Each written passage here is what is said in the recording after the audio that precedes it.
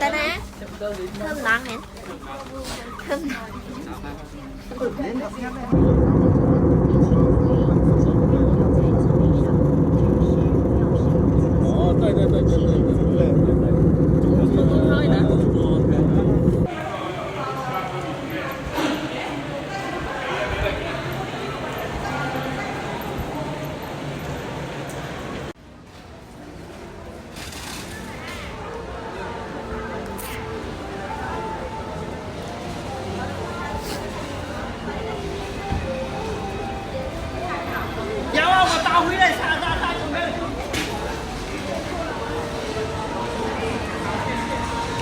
chà mơ chai kia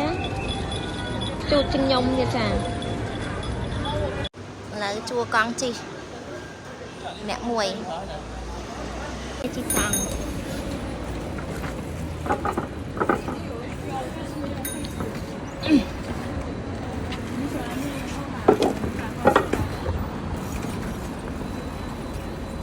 cảm ta ra đi một rổ bay nhẹ thằng móng lên nó lấy cho con chị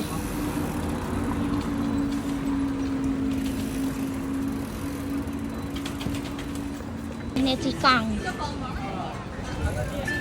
nè chị con chân hey mà ngày đang chân ấy nên lần trong khôi sụt đấy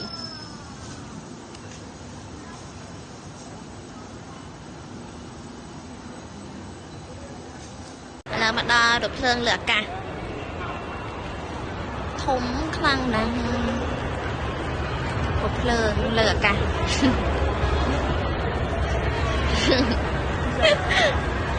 khi được thương lửa cả đây sao ta chân